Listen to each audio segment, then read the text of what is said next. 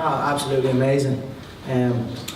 London so close to home, so many Irish people came out to support me. And then of course the London and England people, they're big boxing fans and big fight fans, so we always knew this stop was going to be a great stop. Conor, do you feel that over the 4 days that a lot of people feel like you won the 4 rounds? Do you feel like you managed to get under his skin during that time? I think it's look. It became something different than before, right? Like a battle almost, like a verbal type of battle, when people were scoring it. And I kind of wasn't really anticipating something like the way it was, something like that, back and forth. But I think if we are going to do that, then fucking let's do it. I smoked them 4 rounds. I think the first round on the first stop, they set me up. No music, no told me nothing. Rolled in, got it together, handled it. And you know, I went viral. The exchange was senior in the back, the fuck you Sue. Who went viral there? That's a 10-9 to me. Toronto was a 10-7, he was dropped twice. Toronto was just a wipeout. Yesterday he was alright, yesterday he was good. I don't know what it was yesterday, we probably both needed a little bit of rest. I know it was a quick turnover, but I don't know, it wasn't as, to be honest, actually looking back on them images and all, you see them images I posted up, like, I know he threw the money at me, but I just cut him out, and all you just see is raining money, and I'm in a big fur coat, and then on that mad runway and all. These are iconic sporting images. They're not even sporting images, they're just iconic images. So that was an amazing stop. I still think I won that. He was a little bit better on the tour, and then tonight he got smoked again. So I think 4-0 is a fair one. 3-1 if you want to be generous, but we're not being generous here. This is a ruthless business, and I am the most ruthless. Floyd, do you feel like you've got to know each other better over the last few days? Sorry? Do you feel like you've got to know each other better in the time you spent together? I mean, of course, you get. I've never even met the man before we stepped on stage in LA. I've never even seen him face to face. So that was the first time. So of course I got to know a little bit about him. He has his childish ways, and it's amusing for me to see a 40-year-old man go on like that. I'm 29 today, closing in on 30. I don't know how I feel about that, but that's 11 years away from where he's at. And you know what I mean? I don't know, whatever. I don't give a fuck at the end of the day. We're going to fight, and I'm going to put him away, and that's it. But at the end of anything about that, you didn't previously know.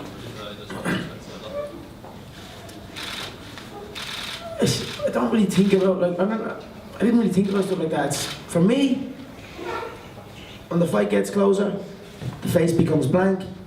I don't see a face. It's just a head, and then a body type, a specific body type that moves in a specific way. So I wasn't like, oh, I thought he was going to act this way, but he acted that way. I don't really care what way he acted. I just care I know what shots he throws, what way he moves, what shots have hurt him, and things of that nature. That's what I wanted to get up and see and analyse. Size, those type of things. Personality and all that crap's great. It's a bit of fun. We had a great experience on this trip. The fight's the fight though at the end of the day, and that's the beautiful thing about this game. You can say pretty much anything. You've got the answer for it. In a lot of other worlds and a lot of other games, you can say what you want, and then people say stuff about each other, and then there's no date to settle it. The beautiful thing about the fight game is we say what we want, we build it all up, and then there's a date where you've got to come and answer that. I'm ready August 26th to go and answer that. Floyd came up here earlier on and said you got overstepped the line last night, said something you shouldn't have. Is that fair? But also, was he any different tonight? I think, look, you can be fooled by him if you want to be fooled by him. I mean, you know the man's character, you know his history. He's trying to sway the people in his favour. I think it was a cheap move in my opinion. I was trying to address something in my own little way, but whatever. It is what it is. I had fun up there last night. If he feels disrespected, well, he's an idiot, and then fuck him as well. What do you make of those accusations of racism? Sorry? Can you address, there were accusations of racism?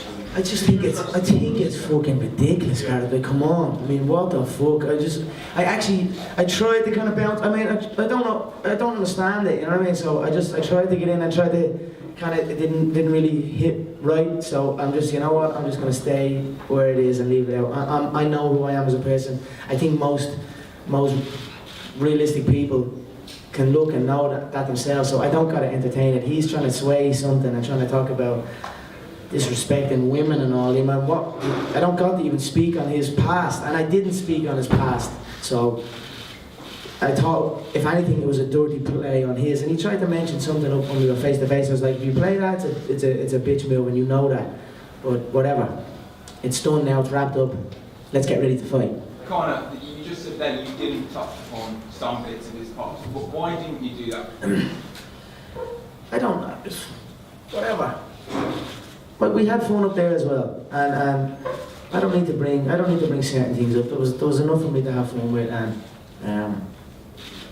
whatever. I'm not trying to put someone's dirty business on. You know what I mean? Whatever.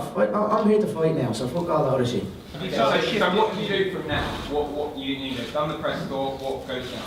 My son and my girlfriend are in the hotel now chilling. They just got in, so I'm gonna go and play with my little son. Haven't seen him in a couple of days.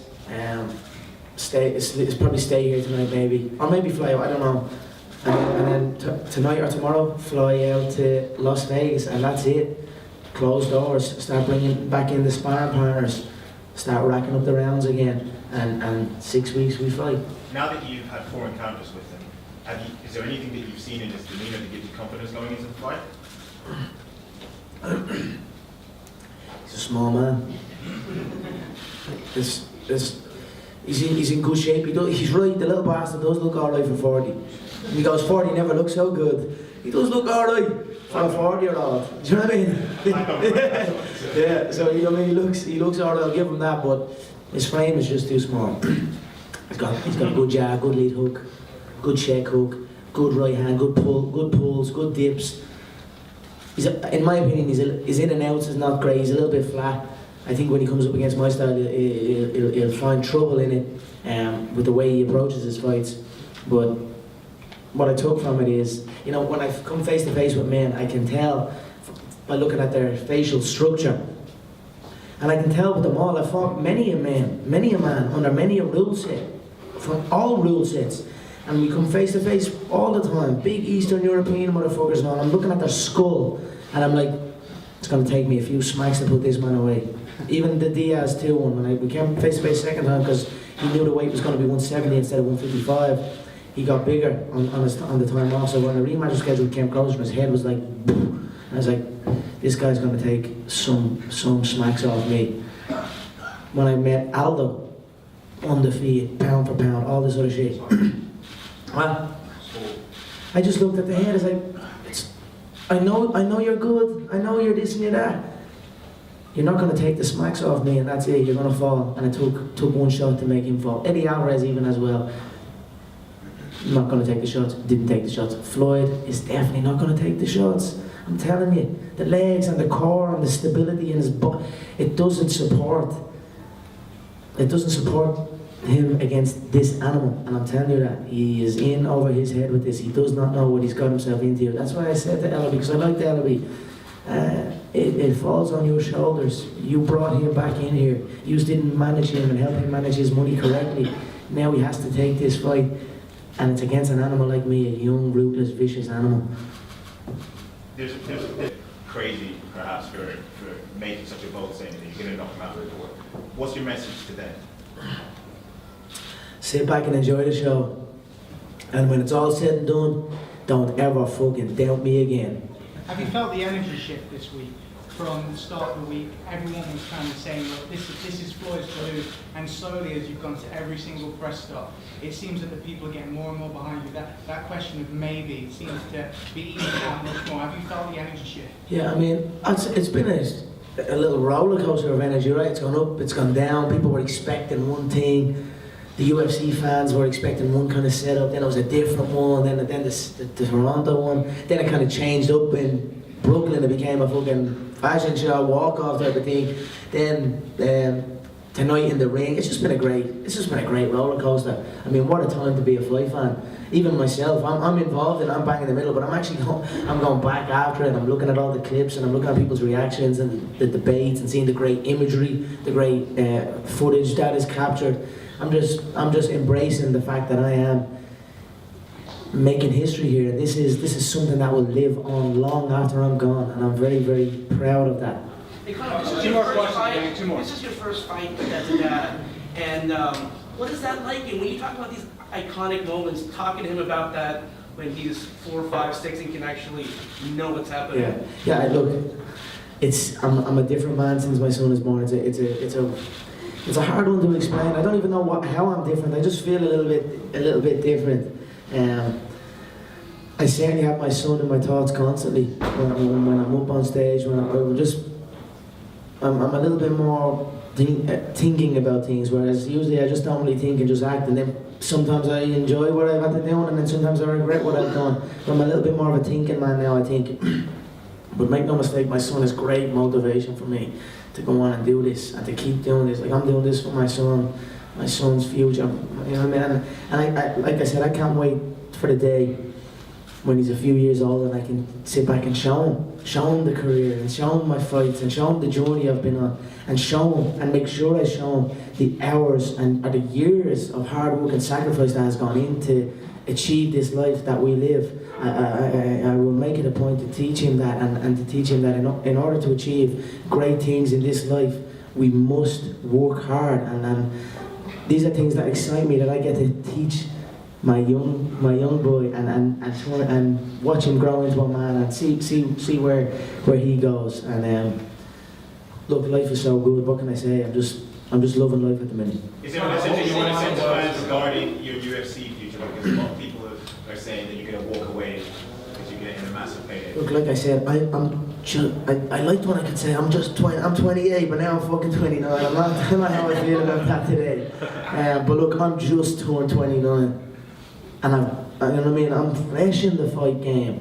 So I'm going nowhere for a long time. That's what I'm saying. He keeps saying about the Dana White stuff and the money, and it's me and you making money. When he was 28, 29, he wasn't even close to this. He was undercard.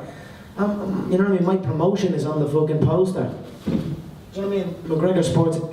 These are things that there's no comparison when you're talking about stuff like that. And then you're talking about how much he's worth and all this type of shit. Quadruple my net worth here. You know what I mean? For one fight, and it's half. No one's kicking, no one's grabbing me, no one's trying to pull my arm off my body. This is great. This is handy.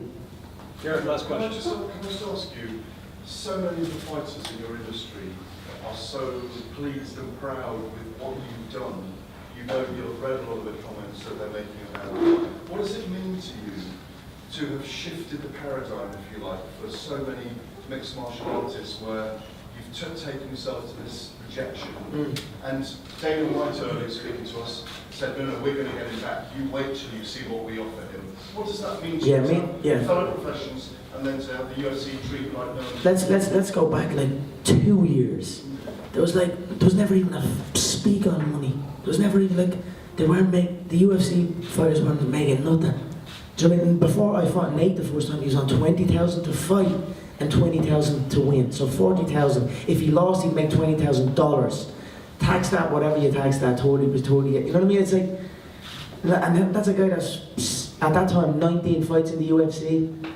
I'm very I know I have feuds with all of them, and I know I go at them, and they are all bums. Let's be real, and some of them do deserve to be on that type of wage. Anyway, in my opinion, but when it's all said and done, I've certainly raised the bar, and it's not even forget that, even the average person, like I said tonight, 4 years ago, HMV4 on my fault. I don't even know where that is from here.